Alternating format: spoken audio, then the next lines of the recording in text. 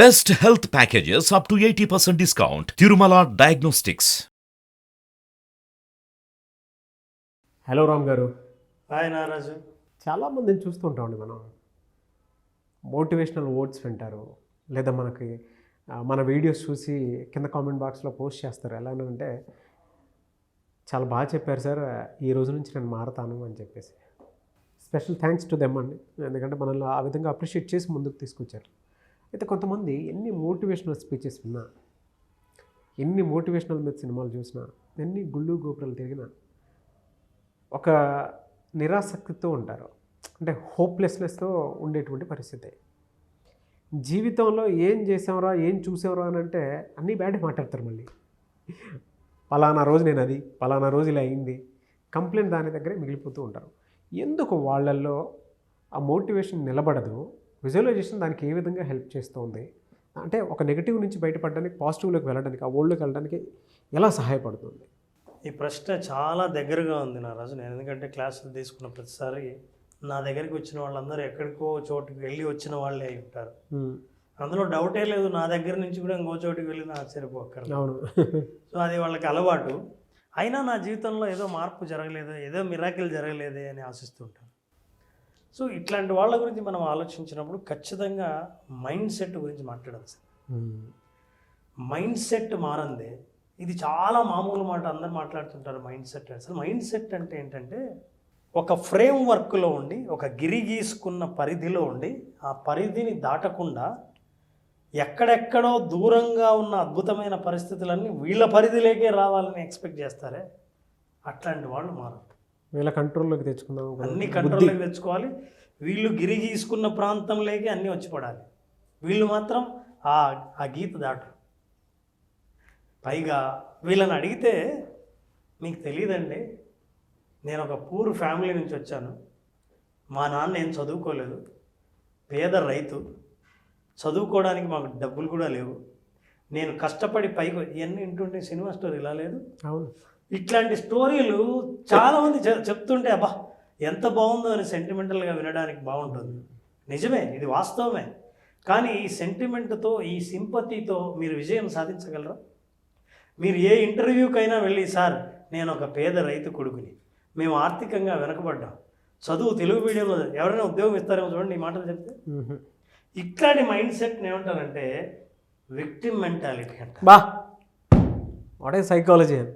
Victim mentality ఏంటంటే నేను బందీ అయిపోయాను, బలి అయిపోయాను, సెల్ఫ్ పిటీ. నాకు నేనే చేత కాకుండా ఉండిపోయాను అన్న అవతల వాళ్ళని, ప్రపంచాన్ని నమ్మించడమే కాకుండా వాళ్ళు బలంగా నమ్ముతారు. ఇది నా తప్పు కాదు, నేను బలి అయిపోయాను, పరిస్థితులకు బలి అయిపోయాను, మనుషులు బలి చేశారు, నా కుటుంబం, నా బ్యాక్గ్రౌండ్, ఆర్థిక స్థితి ఇవన్నీ నన్ను ఇలా చేశాయి అని ఎప్పుడైతే సింపతి మోడ్ నుంచి మీరు రావడానికి ప్రయత్నించారో అది విక్టిమ్ మెంటాలిటీ. ఈ విక్టిమ్ మెంటాలిటీ ఇగో ఇట్లా పంజరంలో ఉంటుంది ఆలోచన. సో ఇది చూసిన తర్వాత అవతల వాళ్ళు మీకు ఏదైనా జాలితో ఇవ్వాలి. పోతే పోనీలే, ఎన్నో కష్టాలు పడ్డాడు పేద రైతు, బ్యాక్గ్రౌండ్, ఇవన్నీ వింటున్నప్పుడు పోతే పోనీలే అని ఇవ్వాల్సిందే. మీరు కోరుకునే గొప్ప విజయం పోతే పోనీలే అని వచ్చే విజయం మీకెందుకు? మీకు అర్హత సాధించాలి. అర్హత సాధించాలంటే ఈ బోన్ నుంచి బయటపడాలి. అవును. ఈ విక్టిమ్ మెంటాలిటీ నుంచి బయటపడాలి. విక్టిమ్ మెంటాలిటీ ఉన్న వాళ్ళు చేసే పని ఏంటంటే ప్రపంచాన్ని బ్లేమ్ చేయడం, తమ కుటుంబాన్ని, తమ బ్యాక్గ్రౌండ్, చుట్టూ ఉన్న వ్యక్తులు, వీళ్ళందరూ నేను అన్యాయం అవ్వడానికి కారణం అని ఎప్పుడు ఆ కారణాలని వెతుక్కుంటూ ఉండేవాళ్ళు ఈ విక్టిమ్ మెంటాలిటీ. అయితే ఈ విక్టిమ్ మెంటాలిటీ నాకుంది అని ఎవరైనా అనుకుంటే మరి ఎలా మారాలి అంటే జస్ట్ ఒక షిఫ్ట్ రావాలి. ఈ విక్టిమ్ మెంటాలిటీ మైండ్ సెట్ నుంచి కావాల్సింది విక్టరీ మైండ్ సెట్ కావాలి. ఎలా సార్? అంటే ఆ షిఫ్ట్ ఎలా జరుగుతుంది? చూద్దాం ఎలా మనం సాధించవచ్చు అన్నది. ఈ victory is reserved for those who are willing to pay the prize. ఎలా అంటే నువ్వు ప్రైస్ పే చేయాలి. ఏంటి ప్రైజు? మీరు ప్రోగ్రాం కోసం కట్టే ఫీజు ప్రైజ్ కాదు, మీ ప్రయత్నం ఉందే, మీరు చేసే ప్రయత్నం. పొద్దున లేచినప్పటి నుంచి మంచం దిగుతూనే మీ యాక్షన్స్ ఎప్పుడైతే మారుతాయో అదే ఫీజు పే చేసేది మీరు. అది పే చేయాల్సిన ప్రైస్. పొద్దున్నే మీ చాయిసెస్ మారుతాయో అదే ప్రైస్ మీరు పే చేసేది. మీరు విక్టిమ్ మెంటాలిటీ నుంచి బయటపడి ఎవరిని నిందించకుండా మీరే సెల్ఫ్ రెస్పాన్సిబిలిటీ తీసుకుంటారో అదే ప్రైస్. వాళ్ళ ప్రైస్ ఏంటో చూద్దాం. వాళ్ళు పే చేయాల్సిన ప్రైస్ డెఫినెట్గా సార్. విక్టర్స్ వాళ్ళు ఏం చేస్తారంటే ఒకటే తేడా, విజయాన్ని పొందాలనుకున్న వాళ్ళు ఆలోచించేదంటే హౌ అని ఆలోచిస్తారు. నిజమే నాకు జాబ్ రాలేదు, నిజమే నేను ఇల్లు కట్టాలి, నిజమే మా నాన్న చేసిన అప్పులు నేనే తీర్చాలి, నిజమే నాకు అద్భుతమైన జాబ్ రావాలి, ఇది వాస్తవం. హౌ అని ప్రశ్నిస్తాడు విక్టరీ మనిషి. గెలుపు పొందాలనుకున్నవాడు, విక్టిమ్ మైండ్ సెట్ నుంచి బయటపడాలనుకున్నవాడు ఎలా అని ప్రశ్నిస్తాడు. అప్పుడు ప్రశ్నించినప్పుడు ఏం చేసుకుంటాడంటే ఓనర్షిప్ అతను పే చేసే ప్రైజు.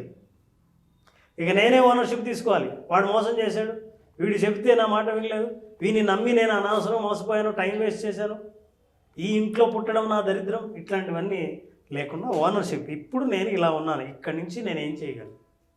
ఓనర్షిప్, అకౌంటబిలిటీ, రెస్పాన్సిబిలిటీ, ఇది వాళ్ళు పే చేసే ప్రైస్. అయితే విక్టిమ్ పే చేసేది ఏంటో తెలుసా? విక్టిమ్ పే చేసేది వై అంటాడు. నేను ఎందుకు చేయాలి, అసలు నేను చేసిన తప్పేంటి, అసలు నాకే ఎందుకు జరగాలి, వై, ఇవి ప్రశ్నిస్తాడు. అతను ప్రశ్నించడం వల్ల అతని మైండ్ సెట్లో నిండేటివి బ్లేమ్, వాళ్ళది తప్పు, వీళ్ళది తప్పు, వీళ్ళ వల్లే జరిగింది అలా. తర్వాత ఎక్స్క్యూజెస్, ఇందువల్ల నేను సాధించలేకపోయాను, ఈ కారణాలే నన్ను ఆపాయి, ఆ పరిస్థితుల వల్లే నేను గ్రో అవ్వలేదు, ఇవి ఎక్స్క్యూజెస్. డినాయల్, ఇప్పుడు మారండి అయ్యా, ఇప్పుడు నీ చేతిలోనే ఉంది నీ భవిష్యత్తు, ఇప్పుడు మొదలు పెడదాం అంటే డినై చేస్తాడు. సార్ ఎక్కడన్నా ఫీజు పే చేయాలేమో చెప్పండి, పే చేస్తా, నేను మారాలి సార్ అంటాడు తప్ప ఈ రెస్పాన్సిబిలిటీ తీసుకొని హౌ అన్న ప్రశ్నించుకోడు. ఎప్పుడైతే హౌ అంటావో, ఎలా అన్నప్పుడు విజువలైజేషన్ మార్గం చూపిస్తుంది. వై అన్నప్పుడు ఇక మార్గాలు ఎతకక్కర్లేదుగా. ఇప్పుడు నువ్వు ఎగ్జామ్ పాస్ కావాలంటే వై అని అంటే ఎలా చదువుకోవాలన్న ఆలోచన రాదు. నేను ఎలా పాస్ అవ్వాలి అని అనుకున్నాడు వై అని అంటాడు, ఎలాగైనా పాస్ అవ్వాలి అని అనుకున్నాడు హౌ అని ఆలోచిస్తాడు.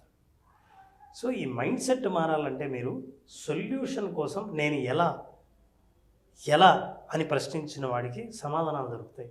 ఎందుకు అని అనుకున్నాడు బ్లేమ్ చేస్తాడు, నేను ఎందుకు చేయాలి, నాకేం కర్మ పట్టింది, నాకు అవసరం ఉందా అని ప్రశ్నించిన వాడు వై అని అనుకున్న వాళ్ళది విక్టిమ్ మెంటాలిటీ. విక్టిమ్ మెంటాలిటీ నుంచి విక్టరీ మెంటాలిటీకి రావాలంటే you have to take responsibility of how.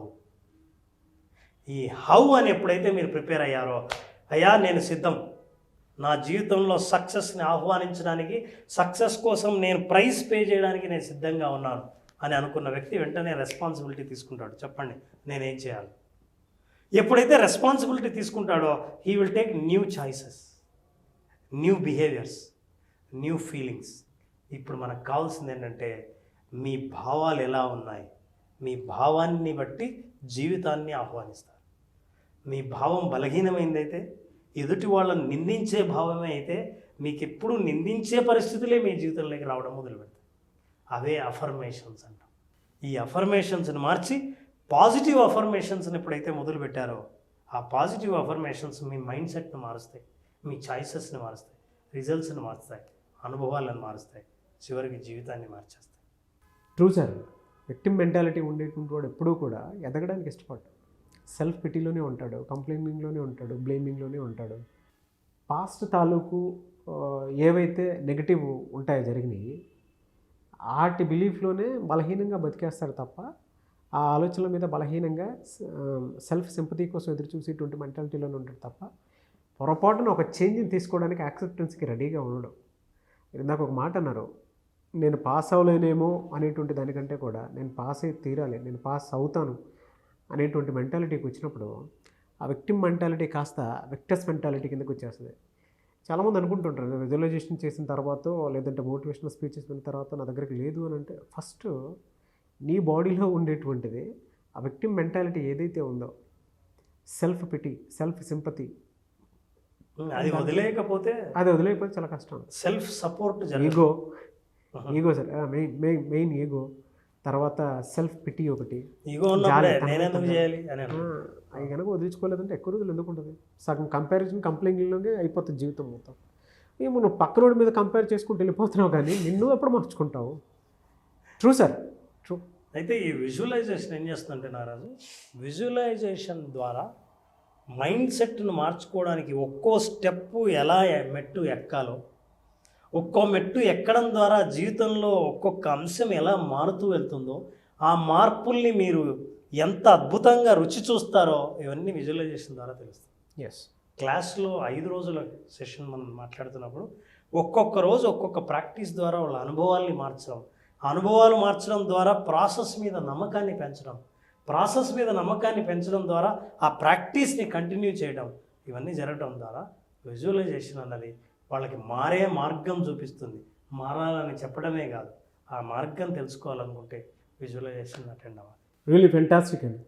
Thank you sir, thank you so much Ram garu. Thank you Naraj, thank you.